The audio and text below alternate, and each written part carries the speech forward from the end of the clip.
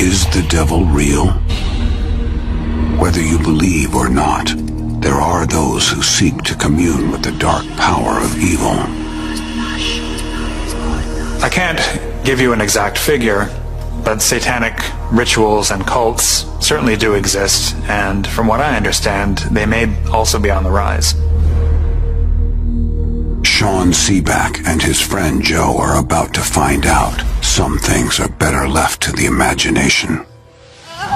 The things aren't always what they seem, I suppose, and maybe sometimes the cookie-cutter places can be some of the most strange and dangerous.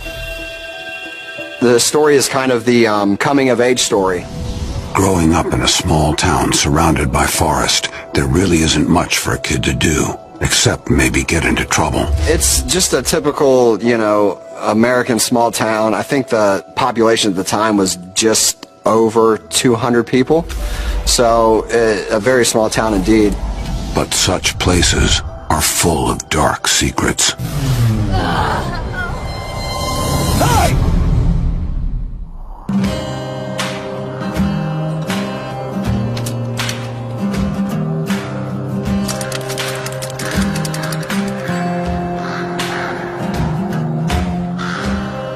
You start to hear stories from the elderclassmen, so to speak. The guys in leather jackets who smoke cigarettes and drink beer. So you guys think you're pretty cool, huh? I bet you're not tough enough to go up to the old Girl Scouts camp. Why do we go to the old Girl Scouts camp? There's devil worshippers up there doing sacrifices. Well, first, when we heard about the abandoned campsite, we just thought that it was them trying to scare us and spook us, jerking around, trying to have fun with us. You've been? Yeah, I've been.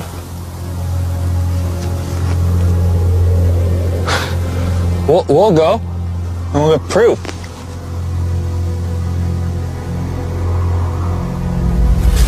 To be honest, I think that there was a part of us that wanted to go back there and prove our worth. Prove to not only the older kids, but to ourselves as well, that we're courageous enough to face this. And if we can get proof, even better, and then we'll have something to show the other kids in this town. Maybe you shouldn't take on every dare, especially when it comes to satanic cults.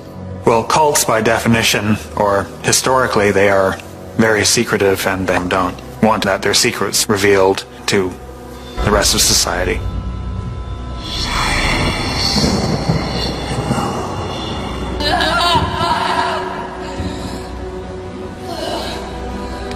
We chose Friday the 13th on purpose. I mean, it's Friday the 13th. When you're younger, that's a big deal.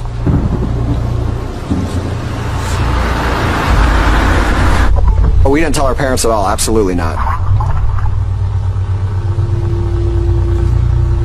We had no idea what we were going to find, and nobody knew that we were going back there.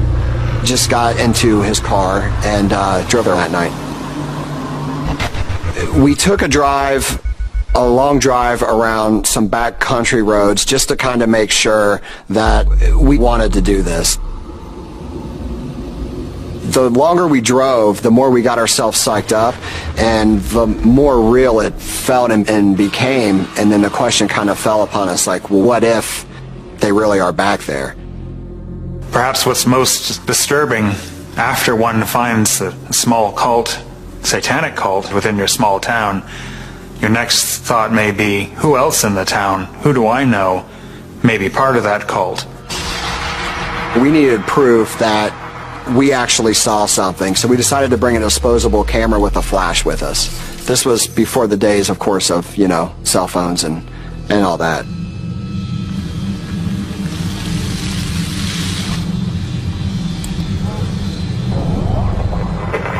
This camp has been deserted for decades. Sean and Joe have to leave the car behind and hike almost a mile to get to the woods.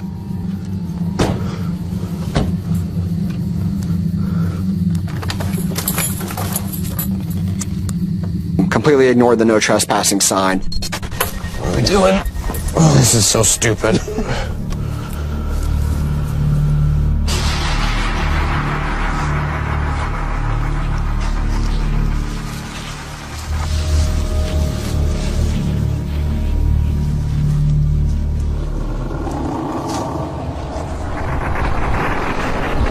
Even though the camp is abandoned, the friends get the sense they aren't alone. Once we started on foot, and as we approached the forest, we were walking very slowly, tiptoe-ish, so we wouldn't be seen.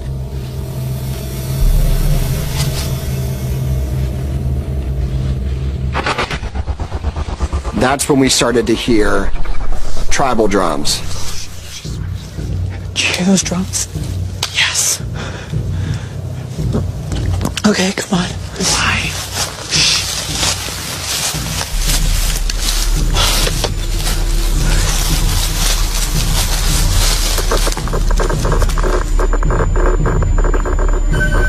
Maybe heading deeper into the woods is not a good idea.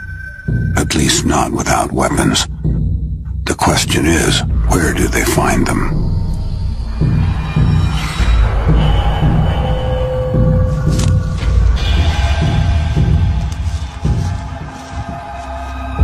The boys luck out and stumble upon the defenses they need. There was like a tire iron, there was, I think maybe a baseball bat.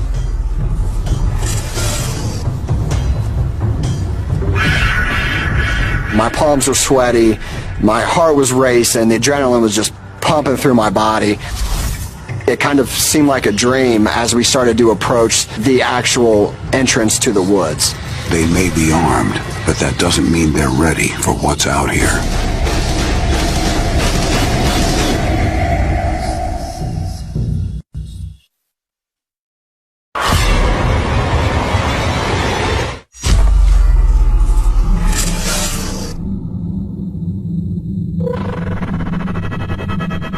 On Friday the 13th, Sean and Joe head to an abandoned Girl Scouts camp in search of a satanic cult, rumored to conduct rituals here. And as they get closer, they start to suspect something evil is lurking in the woods. Well, cults by definition, or historically, they are very secretive, and should any member of society outside of the cult stumble across one of the rituals, there would be a consequence to that. The woods are very thick, the trees are very tall, and there's like an entrance to the forest, but where the trees start, they kind of branch over each other, creating like this weird tunnel. It's really cool and fascinating, but really kind of creepy at the same time when you're back there at night and you see the moon.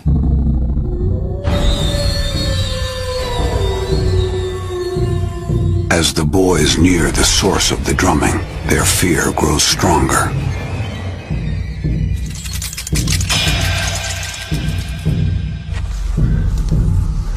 It was kind of like an out-of-body experience, I guess I could say. It didn't seem real, it seemed like a dream.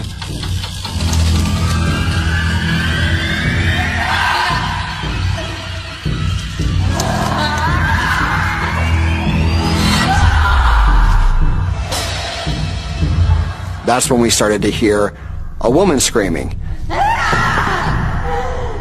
I've never heard any woman ever shriek like that except for in the movies when they're being chased by somebody in a mask. Then we saw torches bobbing up and down going across the trail.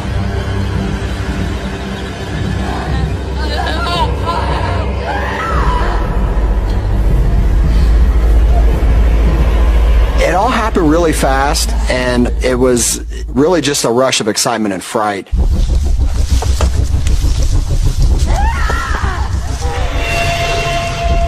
What is that? Aldo!